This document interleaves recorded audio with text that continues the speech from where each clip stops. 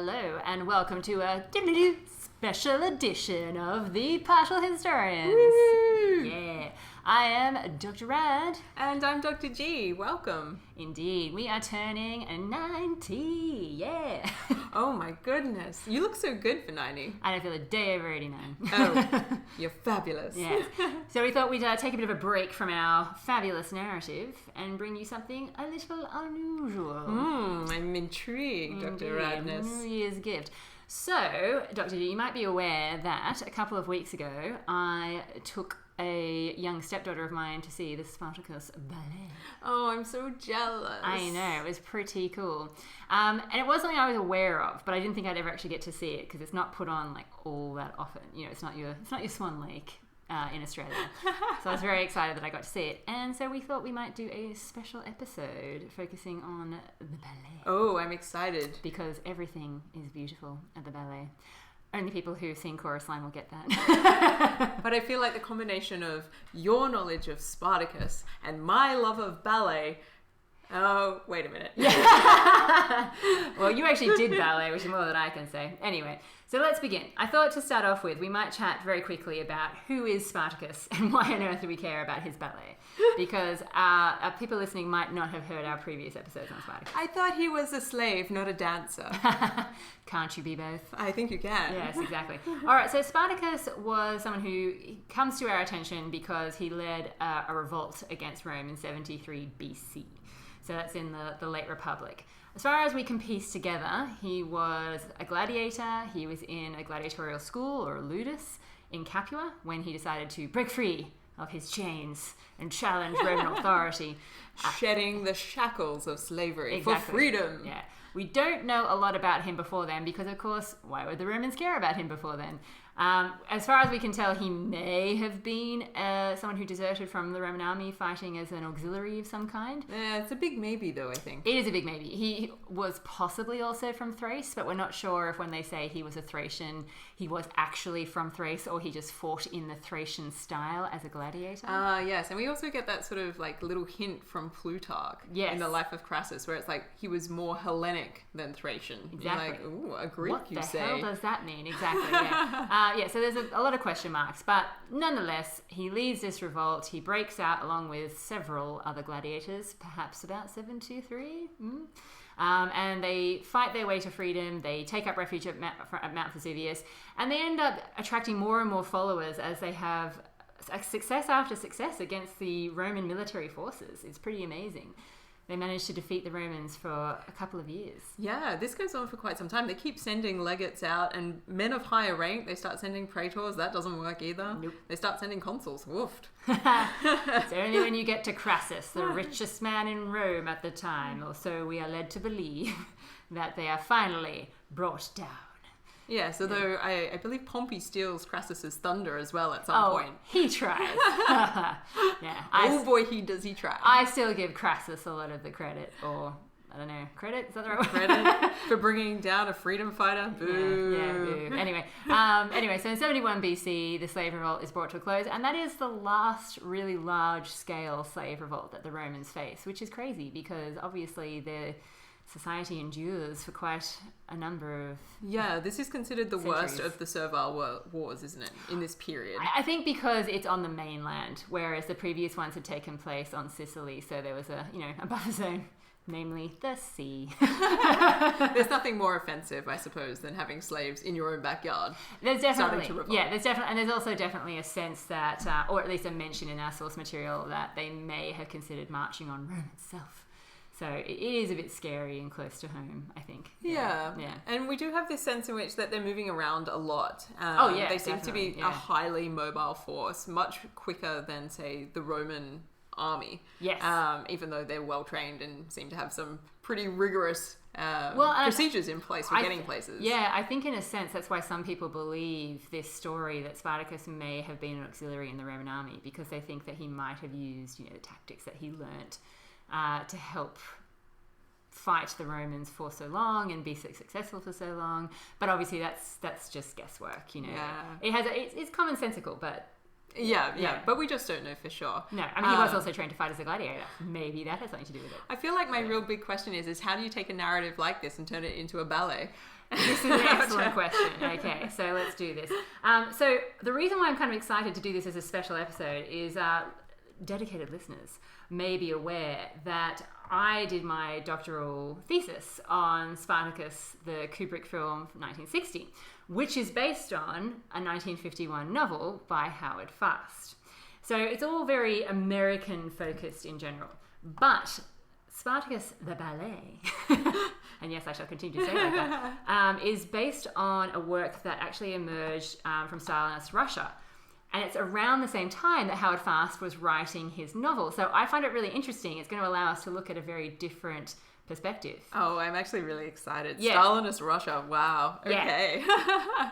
In that vein, I would like, if you'd be so kind, Dr. G, to take a bit of a back step and talk about Spartacus's journey to Stalinist Russia. Oh, yes, please do. How does Spartacus, legend revolter, out of slavery and freedom fighter, become somehow embroiled in Stalinist Russia? Well, okay. Spartacus pops up a lot from roughly the Enlightenment, sort of mid 18th century. Spartacus pops up a lot in a number of different contexts. As someone who's fighting against oppressors, as a freedom fighter, as we were saying. So he's become a symbol in the West as well as in Russia, which, I mean, I'm reluctant to call it the East, but it is kind of more Eastern, I suppose, than Western Europe. Eastern Europe. We can call it Eastern Europe. Yeah, exactly. So he's popped up in a number of places, looking at places like Voltaire and in that sort of thing. So he's being used by a number of different people. So he's in the popular consciousness, I suppose, is a good way of looking at it. Yeah, so it's not like he only turns up in in Russia, or he only turns up in the US. Because part of my speculation, and perhaps you'll dismiss this as a completely ignorant question. Wait ready. for it. I'm ready. Yeah. My knowledge on Spartacus is nowhere near yours. But I believe that Spartacus was also a figure of interest to Karl Marx. Absolutely. Yeah, definitely. And then I'm wondering if maybe this is the connection into Stalinist Russia. It doesn't hurt. Ooh, yeah. Yeah. But this is the thing, Spartacus turns up in a lot, not just Karl Marx. I mean, Karl Marx mentions him, but he's not like a focus of Karl Marx's works. But he does turn up in a number of texts that and histories that would be used and appeal to people who were taking up sort of a communist socialist leaning in the latter part of the 1800s. Notably, if anyone's interested in looking at it, you look up the work of Ward, W-A-R-D. That's the one to look so he is definitely in the consciousness, I think, of the world to this point in time in Europe. And the Soviets go a little Spartacus crazy when we get into the early 1900s.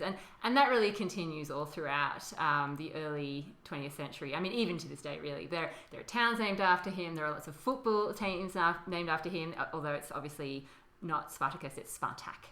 Oh, Spartak. Yeah. And the Soviet bloc version of the Olympics would eventually be called the Spartakiad. Oh, wow. Yeah. So this guy's everywhere. Yeah. They really take him up, in a big way. And they're, of course, aware of other socialist movements that are picking him up. It's, of course, around the time of the revolution in 1917 and 1918, obviously in Russia, that in Germany, you've got a group called the Spartacus Bund who are trying to gather support and stage a bit of a revolution in Germany at the end of the First World War. I was going to say, because they're the ones that lead into the sort of nascent Communist Party, are they not? In Germany, yes, absolutely, yeah. And it's really interesting because at first Lenin, who of course was at the forefront of the Russian Revolution, was quite critical of the people who were the leaders of the Spartacus Bund. I know, right? Rosa Luxemburg and Karl Liebknecht. That was me lifting my jaw off the floor. Yeah, but once they were murdered, they actually became, Lenin actually commissioned a whole bunch of busts of people he considered to be heroic. Spartacus was at the forefront, and so were Rosa and Karl once they had been murdered and sort of become martyrs for the cause. That sounds a little bit like propaganda to me. Well, yeah. Yeah. So anyway, so basically the revolution obviously happens in Russia, and it's not an easy time to be in Russia because it's going to be a total change in terms of the culture, the political system. Everything is changing in the 1920s, and I think we're all aware of that. Lenin himself, of course, isn't able to follow through perhaps as much as he might have liked, because he dies in 1924, not long after the revolution had taken place. And we're probably all aware, if we're history lovers, of the guy that ends up stepping up and taking his place, one of the people that had been at his side, Stalin, man of steel. Yeah. Oh, look, I mean, anybody who's interested in this period of history is well aware that this is a thorny subject. The transition of Leninism into Stalinism is horrific on a number of levels. Yeah, and there is quite a shift, because Lenin had, obviously, any new form of government does need to legitimize itself somehow. Lenin had certain ways of doing this. Spartacus was sometimes a part of that. So, they had like new festivals and that kind of stuff that they would design. But Stalin had different ways of doing that. He was much more focused on the present, what is happening now in Russia. So you can see the shift that would happen in terms of the way that they thought they were going to establish their regimes. Okay, so we've got this like legend of Spartacus in the background playing out on this, while the political stage is really quite disrupted. Yeah, and that's the thing. This sort of figure of continuity, perhaps? Yeah, and obviously Spartacus isn't going to be always at the forefront, because, there's political stuff to worry about. Because Stalin couldn't just step into Lenin's position unchallenged. He had other things to attend to. It's really, obviously, the 1920s is quite a period, the later part of the 1920s in Russia is quite a period of political unrest, which we don't really need to go into. By the 1930s, we're starting to get a little bit more stability, largely because of, some purges, I some believe. Purges, yeah, exactly. When we talk about stability... Yeah, stability in terms of the elimination of opposition has been taking place, yeah. But as a result of this, when things start to calm down, Spartacus comes back into the fore a little bit, in terms of the regime has to decide what kind of history they're going to sanction. And Spartacus is a particular area of contention. There's a group of people who look at Spartacus as being, the person who is leading the way in terms of the proletariat. He's this great leader figure that people can look up to, and he's an early, setting up an early sort of form of revolution like they've seen in Russia. But there are people who are, of course, looking much more at what are the primary sources actually saying, and what can we actually, Are you telling me there's historians still alive in this place? Yeah, exactly. Oh, wow. But Excellent. this is the thing, it becomes such, it sounds crazy, my students never believe when I say this, taking the wrong line on Spartacus could end up getting you into some serious hot water. So, for example, there was a historian who was writing in the early 1930s, whose name I believe was Basanov.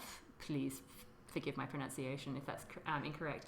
He was a Marxist historian, but he argued that Spartacus's slave uprising had not been a class conflict.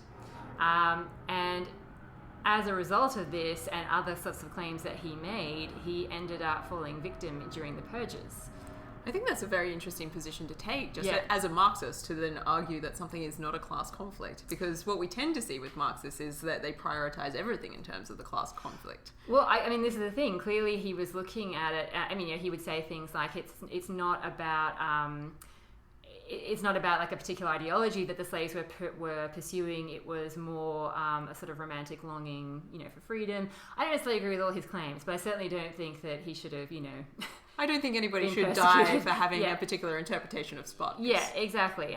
So you can see through those sorts of examples that there was a real dispute about how to write the history of Spartacus in Stalinist Russia. And certainly there were people like Mishulin who believed that the slaves had set up they had this absolute ideology that they were pursuing, which was about nationalizing and collectivizing the land. And they were a very organized force, which I think we would probably recognize as reading into things a little bit in a way that's convenient to... You do what you got to do with the source material, really. Yeah, but even up until 1956, which was just after the death of Stalin, 1956 was, of course, the time when Khrushchev gave his speech that sort of started to expose the Stalinist regime for what it really was. But even at that time, a lot of Soviet textbooks that referred to Spartacus and his uprising talked about it in terms of being a terrible blow from which Rome never recovered. So, okay. Well, that's maybe taking the narrative a little bit too far in the wrong direction. Yeah, so whilst I wouldn't say that obviously Spartacus is... It's the first sign of the collapse of the Republic. Yeah. And I mean, looking at it in terms of it being, whilst having to acknowledge that, yes, the slaves failed, it was a moral victory. Now, that's actually not too dissimilar, I don't think, to the way that people in America who were sympathetic to a communist persuasion looked at it. I actually kind of think that's how Kubrick's movie ends up making you feel, because they felt like, well, you can't tell this story where the hero loses and dies. I think you definitely get that sense. So there is some overlap here. It's not completely different. But that's just a very rough idea of how Spartacus is quite a contentious topic. He certainly wasn't like the only thing that they were worrying about. But the nature of his actions and his life, I think, made him a figure of interest, and something where ideology mattered. So definitely that's sort of the backdrop in Stalinist Russia. Yeah. And there's something about this story that continues to hold appeal for people through time. So this resurgence of Spartacus in these different areas of Europe, and the way that they're thinking about it in different ways as well. Yeah. And it's like this focus on people power, and what does that mean when somebody who is outside of the structures of governance attempts to do something that is asking the structure to change. I think that's why he's always a figure of interest. And he has become such a hero of the oppressed kind of type of character, I suppose. Anyway, so that's the backdrop. Okay, now that's some heady backdrop, eh? Yeah, I know. Steady yourself. Let me just do a quick pirouette. Okay, so it's against this backdrop that we have the Ballet of Spartacus being created. Wow. Okay. Now, obviously, if you can see the kinds of difficulties that historians had working under the Soviet regime, you can appreciate that artists had the same sorts of issues, in that they had to toe the company line. But it was very unpredictable. Depending on what was happening at the time, you could find yourself in and out of favor, very, very quickly indeed. So the person who we're going to be focusing on today, a man named Aram Khachaturian, who created the Spartacus Ballet, much like other composers who are well known from this time period, like Shostakovich and Prokofiev, found themselves, at one moment the darlings of the regime, at other moments damned. Okay, and this was quite serious. Obviously, if you were denounced, if your work was denounced, then you could be imprisoned, you could be exiled to Siberia, your work wouldn't be performed potentially, and they're probably the best case scenarios. You could get worse, but not for these guys. And the thing is, it wasn't always due to your actual work, in the sense that often the people who were judging artists, they were committees made up of less successful artists. Oh, oofed. Okay, yeah. Okay. You're being judged by your lesser peers. Pretty much, yeah. So there was also the chance that your work was actually fine as far as the regime was concerned, but the committee decided it wasn't because the people there were, jealous or held a grudge or something because you were successful. Yeah, so interesting. Anyway, the man of the moment, Aram Khachaturian. He was born in 1903. He was actually born in Georgia, like Stalin, but to Armenian parents. Oh, okay. Yeah. That might get controversial for him at some point in this narrative. Exactly. And he seemed to have a natural gift for music. It wasn't originally what he pursued in terms of study, but he ended up studying at the Moscow Conservatory. Oh, very nice. Yeah, and he was accepted into the Composers Union in the 1930s. He would work in a number of different musical genres, including composing actually a lot of film scores. He actually composed about 25 film scores with very patriotic themes during his time. But the thing that we're probably most concerned about as far as his career is concerned is that in 1948, he earned official disapproval for his Second Symphony and Violin Concerto. Apparently, his music was found to be decadent and bourgeois. Oh, goodness. That makes me very curious. We're going to have to source some of this music now so we can listen to it. Yeah, and there were a number of other big composers who were condemned at the same time during the first All-Union Congress of the Union of Composers. Oh, goodness. Yeah, it seems to have been much more to do with the party than the actual music, as I said. Look, the worst thing that you can listen to is bourgeois music. That's all I can say. Yeah, so as a result, he needed to find a way back in, back into favour.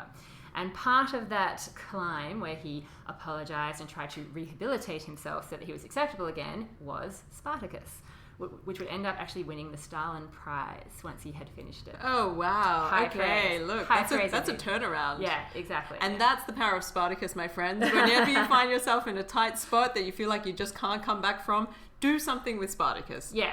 So he wasn't, he was the composer. who composed the music for Spartacus. They'd actually been toying with the idea of doing a ballet of Spartacus much earlier than 1948, when he started sort of looking for opportunities, and he really started working on it in the 1950s. So a man named Nikolai Volkov had come up with a libretto, which is basically like the story book that you would base the music on when you're crafting your composition. And he added in ideas of having female characters as part of this storyline, one for each of the main characters, so Crassus and Spartacus. Oh, that's quite an entourage, isn't it? Okay, all right. We're heading away from the ancient source material now, but that was partially apparently because there are certain aspects of a ballet that must be done. I didn't really know about this because I don't go to the ballet a lot, but apparently you must have a feature called pas de deux. You must, yes, the dance of the pair. And this is usually the centerpiece of the principal dances. Yes, exactly. So by having these two female love interest characters, it allowed for that particular ballet requirement. Okay, that's really interesting, because usually the female dancer will be doing a lot of the really intricate work, and the male dancer will be doing a lot of the lifting to enable a lot of this flourish. Because they would have the partners, not with each other. Yeah. And so this places these male figures that are essentially main characters in the story in moments of supporting roles. Yes. Depending on how that's choreographed. Well, I think the idea was as well to be able to contrast the type of female figures you're talking about. Okay, so obviously one was meant to be, this corrupt, depraved, Romanish character. Of course. Whereas the other was the ideal, pure, faithful Soviet wife and woman. I'm not seeing a lot of original content so far in the way that women are being represented in this. Well, no, I mean, this is the thing. It's weird because I say we are looking at it from a Russian perspective, but in a way, this is kind of exactly what happens in most versions of Spartacus. Like whether you're talking about Russia or the US, they always tend to have this real moral contrast. Anyway, so this libretto was kicked around for a while. Various ballet houses in Russia were looking at it, Leningrad's Kirov and Moscow's Bolshoi. But eventually it was a man named Leonid Yakobson who approached Khachaturian and asked him to actually do something with the libretto and set it to music, and he obviously saw this as his way back in, and he was right, because it was. He did certainly win the approval of the Soviets, who saw in the storyline and the production that it was an allegory. Spartacus and the slaves rising up like the Russian people had to overthrow their oppressors, which in the case of Russia would be the Tsarist regime. However, a lot of people see it being a bit of a sneaky move where Khachaturian could potentially have been alluding to Stalin as being the evil oppressor. Yeah, and an invitation to rise up against. Exactly, yeah. So I guess we can't be 100% sure, but certainly Khachaturian was one of the earliest artists to approach the government after the death of Stalin, which happened around the time he was actually finishing the ballet, and ask for more freedom from the government for artists to work within. And he definitely had lost friends under the regime. So I can kind of see that being, a deliberate... But then again, is that just something that is inherent in Spartacus' story that you can kind of read into it whatever you will? Like, whatever you think are the oppressors and whoever you think are the oppressed, you can kind of see... The morality is still the same, isn't it? I think, I think it can always serve a dual purpose, and this is part of what makes it so fascinating. Yeah. And the idea that it stands as an allegory, well, allegories by their very nature tend to be ambiguous. So the way that you go about reading an allegory is to look for patterns. And if you can see a pattern closer in time than perhaps the one that's stated as the proper allusion, well, I don't think you can discount the plural meanings on offer. Exactly, yeah. Because I have a quote here from Khachaturian himself, and I don't think it clears up matters at all. So here you go. I thought of Spartacus as a monumental fresco describing the mighty avalanche of the antique rebellion of slaves on behalf of human rights. when I composed the score of the ballet and tried to capture the atmosphere of ancient Rome in order to bring to life the images of the remote past, I never ceased to feel the spiritual affinity of Spartacus to our own time. I know that wasn't a Russian accent at all. That doesn't frankly clears up nothing for me. But yeah, he obviously saw something. What that something was... Can you be a little bit more specific? Our times? Is this like the last 50 years or is it just the last 5? I know, it's crazy. Anyway, so it was really interesting when they started to actually put it together. Okay, in that Stalin had died just as... it's a Freudian slip, my friends. Yeah, had died just as Khachaturian was finishing work on the ballet. And what they ended up doing with it in terms of the choreography was actually quite modern and wouldn't have appealed to Stalin at all, because the actual production premiered at the Kirov in 1956. And so they got rid of things like point shoes, tutus. There were no sort of pirouettes. It was much more Isadora Duncan inspired, which is much more free-flowing sort of movement for those of you who are familiar with dance. Look, it's a big deal to get rid of the point shoes. Yeah, exactly. Yeah, it was quite unusual. They were going for something very different. The audience at the time who foresaw it apparently had didn't really know what to do with it all the time, but the people who danced it and the people who could appreciate dance really loved it. So, for example, apparently the teenage Nureyev was quite taken by the production and was really into it. However, it was hugely epic. I guess with Khachaturian's background and the kinds of music that he worked with, it was truly epic. It was like 3.5 hours worth of music. Oh, that is a lot of ballet. Yeah, exactly. And so there have been various interpretations and versions of it over the years. So in 1958, the Bolshoi actually decided to stage the uncut version. But it didn't go particularly well because the main dancer could not sustain the amount of dancing required, and that particular version was never really revived. And then in 1962, the Bolshoi asked to revive it for when they went on a tour of the US to sort of show off Russian dancing.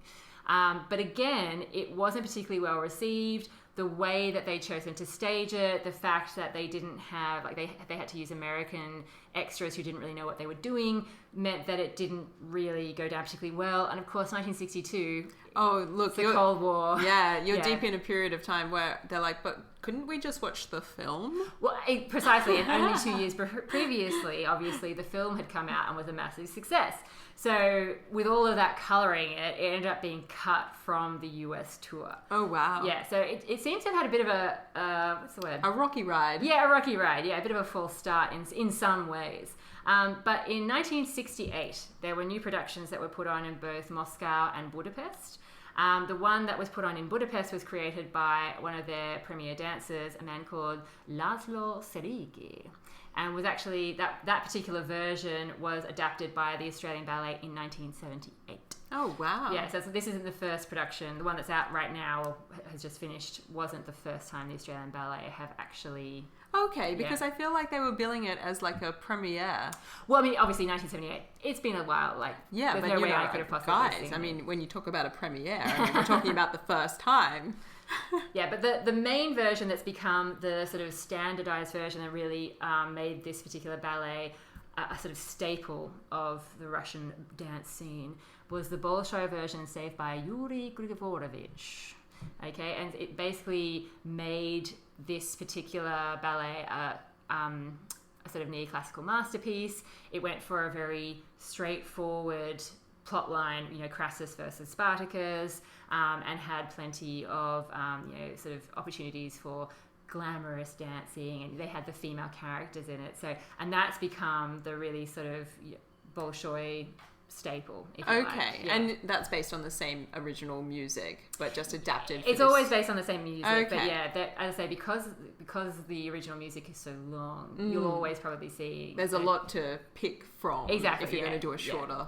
Yeah. Exactly. Okay. So you'll always probably be seeing an interpretation of it, if you will. Even after the collapse of the USSR in 1990, it has been staged in other countries. So I believe the Paris Opera Ballet has done a version, and I believe the Royal Ballet has also done a version. So it has been picked up even after the collapse of the USSR, even though it obviously became a message, I suppose, that people apparently would be staging it, saying, look how amazing the Russians are, you know, with this like incredible dancing that they do and this sort of message of the Superman. I feel like I want to see footage now of like previous performances to get a sense of like what is this physicality that the Russians are bringing to this particular ballet. Well, I think that's what they were going for with that Grigorovich version of it, which has been staged a number of times, even in the 2010s, I believe. But that's why it's become a sort of staple, because it shows off. It shows a particular side of Russia that they are proud of and want to showcase. Now, the particular version that I saw, as I said, it is going to be slightly different to the version that other people have seen, because they cut it down from 3.5 hours to about 1.5 hours, or just a little over 1.5 Most of the story is gone. But I think it did work quite well. So would you like to hear a little bit about this? I would love to. Tell me more. Okay, so there is a big street parade, which was a fantastic opening number, I have to say, where Crassus is coming back from war in Thrace. Yes, Crassus is coming back from war in Thrace. Okay, Crassus is coming back from war in Thrace. Wait a minute. Yeah, historical accuracy, number one. And the prisoners are being paraded through, amongst which, of course, is Spartacus and his wife, who in this version is called Flavia. I can see why they've done it, but I'm very unhappy right now. Yeah, look, historical accuracy is not number one on the scoreboard here. Are you telling me that Crassus and Spartacus knew each other before they met in the final battle? I know. So Spartacus and Flavia are sold off at a slave auction, and Crassus buys Flavia for himself because, of course, she's hot. Wait a minute. Yeah. Wait a minute. Yeah. Spartacus, of course, is appalled at this, seeing his wife sold off to Crassus, apparently the conqueror of Thrace, and so he tries to fight, to save her. This act of rebellion brings him to the attention of someone else who's at the slave auction, a man named Batiatus, a local gladiator trainer. And so Spartacus ends up being bought to fight in the ring, along with his friend, Hermes. I'm very unhappy. Just go with it, Dr. D. Just go with it. I'm very unhappy. I believe... Isn't it the case, though? Yes. And correct me if I'm wrong, because it's quite possible that I am, but I feel like most of our source material suggests that Spartacus and his wife might have been taken as slaves together. There is one reference to that in Plutarch, yeah. So I'm not laughing at that. I'm just I'm enjoying. I'm like, they've drawn the characters so intricately into the circles of each other that it's hard to see how historical accuracy could happen at this point. But I suppose I should expect less from a ballet. Well, yeah, I mean, you have to make choices, like with anything. But now Spartacus is fighting for love. But that's often the way that they go with creative pieces. I mean, that's often what he is fighting for not the only reason. It's okay to fight for political rights. I know, but as you know, in like the films and books and that kind of thing, it's not uncommon to have him fighting for a love interest as well as other reasons. Anyway, so Batiatus takes in Hermes and his friend Spartacus, and they both, of course, have a natural gift for the arena, and so they end up being just as good as his already established fighter, a guy called Crixus. Oh, Crixus! Yay! Yeah. I love Crixus. Yeah, so Crixus is mentioned in quite a number of sources alongside Spartacus. He seems to have been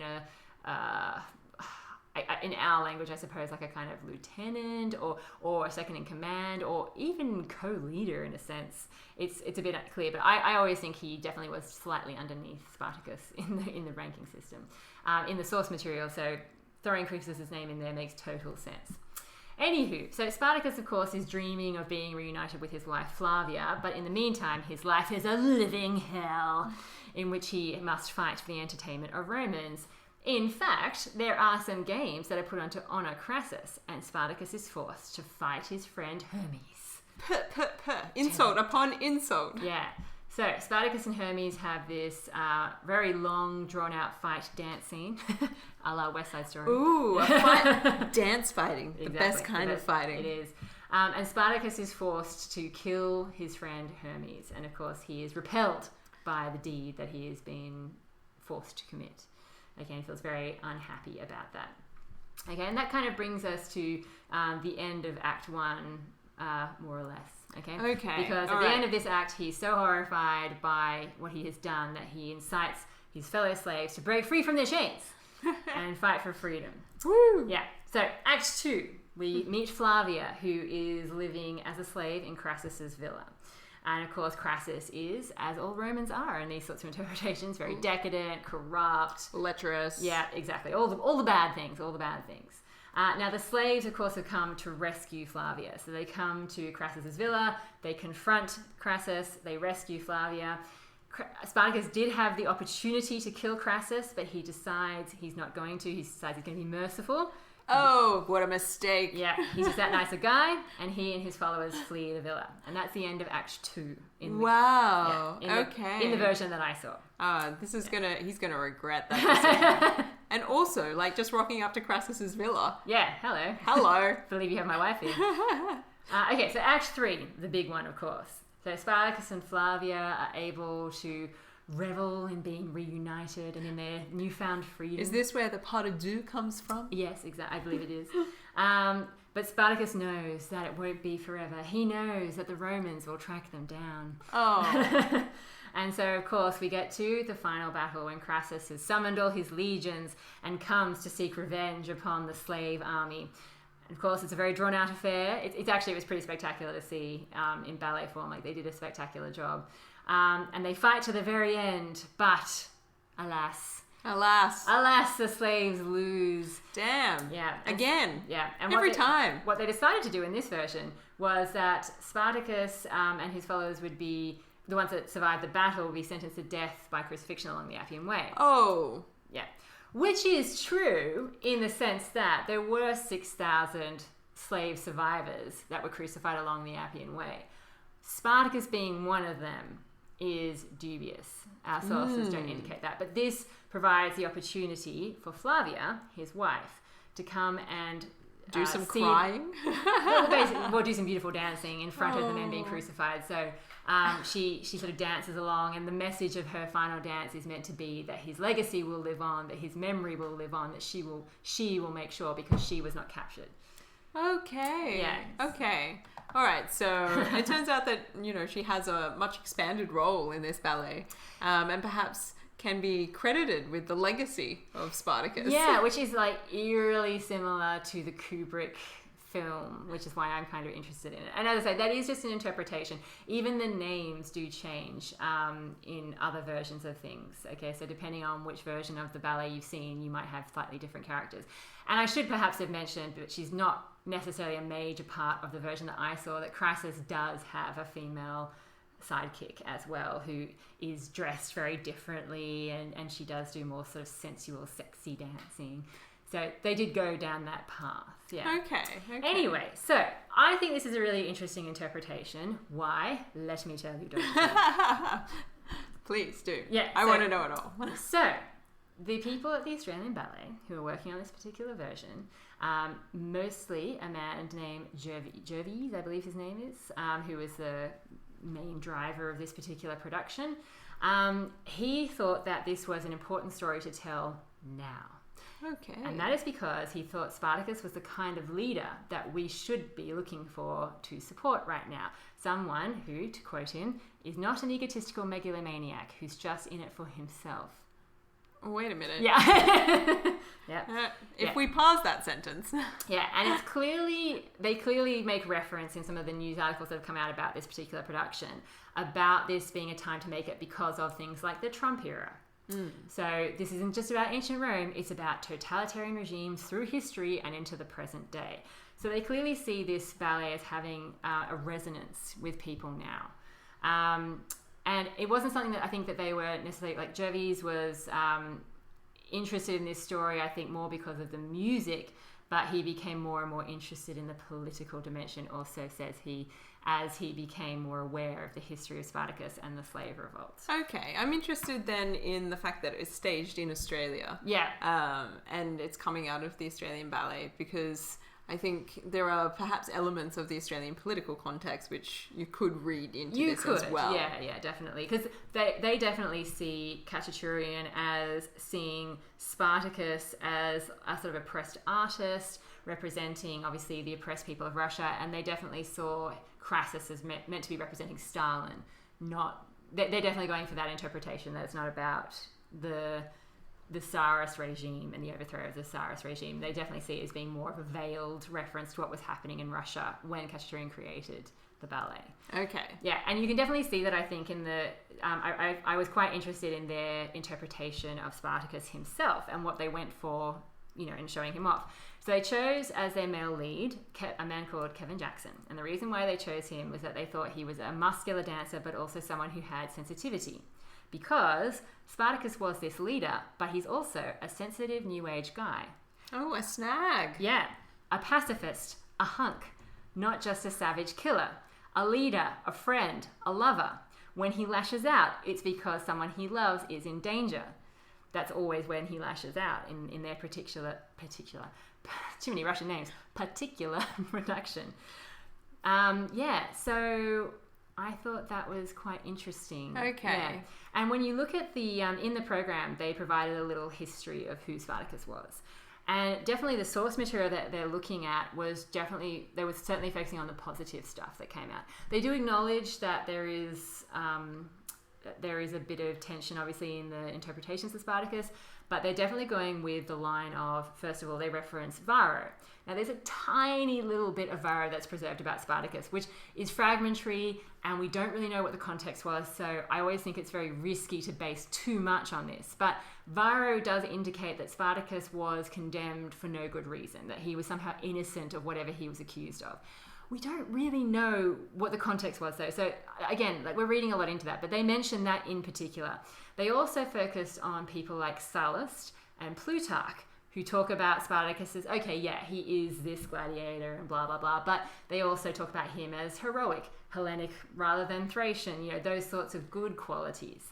So I think it's really interesting that they choose to highlight the very positive sides of Spartacus. Oh, yeah, and trying to sort of create a gentle human face onto a political insurgent as well. Yeah. I don't think any of the characters in this particular narrative, historically wise, in this ballet, have a clean slate at all. No. I mean, and even one of the sources that tends to be a bit more negative about Spartacus is a historian called Florus. And I was interested when I saw that they'd mentioned him, because I was like, oh, that doesn't really fit with the other stuff that they're citing here.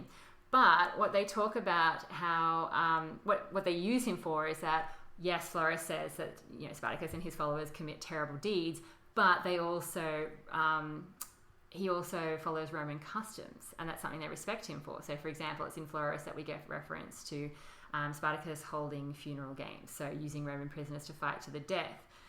So, yeah. I mean, it's a bit of a conflict of interest. I know. They're sort of looking for any excuse, I think, to praise Spartacus or cast him in a good light. Yeah.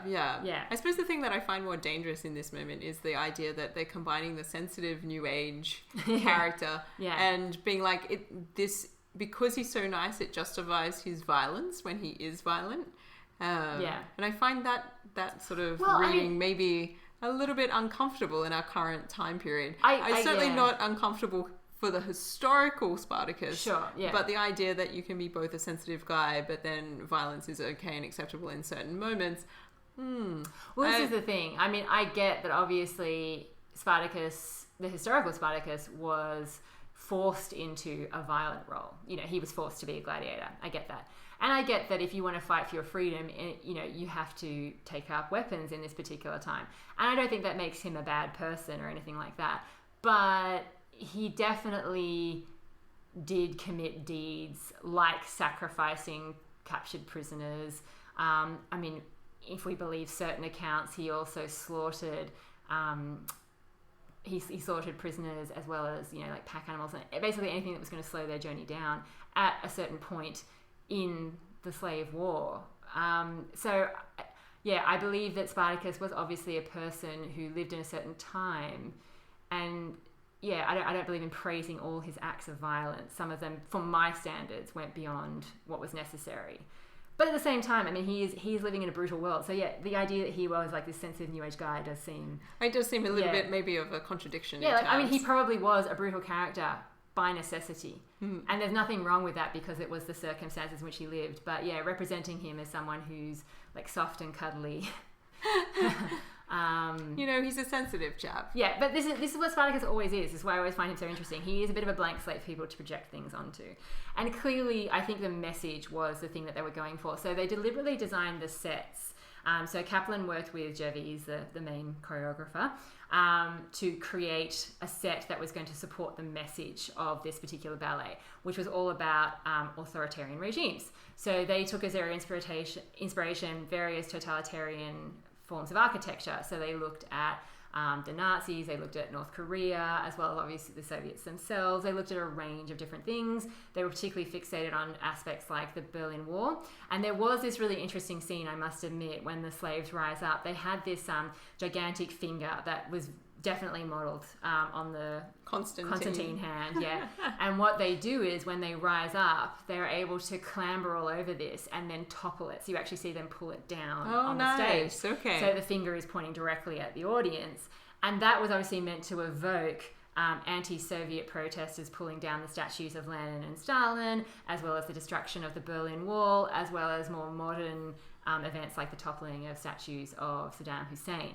So they were definitely trying to bring in that sort of message. Unify these elements of what are the symbols of trying to take down a totalitarian regime. Exactly. And I found it really interesting that for that final scene that we were talking about, like with the crucifixion and Flavia dancing her farewell and, don't worry, I will preserve your memory. I found it really interesting that there was no mention of the Kubrick film, because I feel like that's an obvious parallel. And where the inspiration must have come from. But they did acknowledge that they did go for a sort of biblical reference with the crucifixion, I suppose. That's what they were kind of going for, because it was the idea of resurrection and the idea of leaving the audience with a sense of hope. Oh, okay. Well, there's nothing like a crucifixion to leave you with a sense of hope, is there? Yeah, so that's, I suppose... I found it really interesting looking into some more detail, because I had never really... I was aware of the Soviet historiography side of Spartacus, but I'd never made it my focus.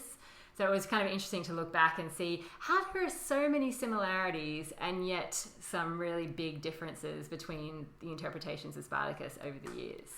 I think it's really quite fascinating, and I think it's a testament to oppression and... what do you do in cases where you are oppressed? And it's like, you need some sort of narrative to focus in on. And Spartacus leaves himself open for this. Absolutely. Through the way that we engage with him in the source material and the fragmentary nature of that. And the fact that when we get into this period of Roman history, Rome has established itself as the dominant power in the Mediterranean, no question. Yes. And yet, for 2 years, somebody can run around on the inside of the Italian peninsula and wreak havoc. Yeah. And come close enough that people legitimately feared he was going to attack Rome itself. Yeah. Never did, but the probably fear, thought about it. The fear was there. Yeah. So look, if you're interested in pursuing any of the various things that we've talked about today, there are lots of books on Spartacus out there. We've got quite a list on the Kubrick film and fast interpretations on our website.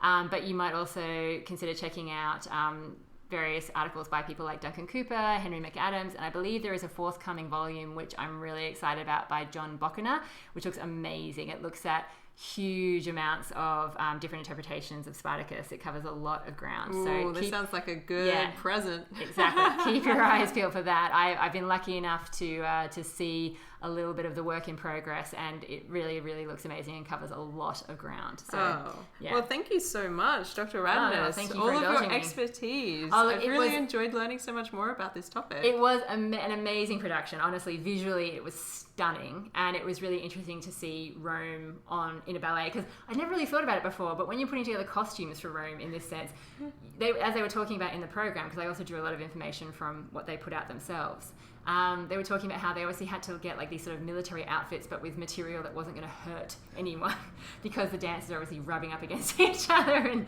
all that kind of stuff. So we're like, ooh, your breastplate just touched my breastplate. Ooh. Yeah, exactly. I was honestly enthralled. I thought it was an amazing production, and I could definitely, even before I looked at the program, I could definitely get the sense of the authoritarian regime message coming through in the sort of visuals that they used, particularly in the big set pieces. It was really stunning. Oh, fantastic. Thank you so much. Thank you.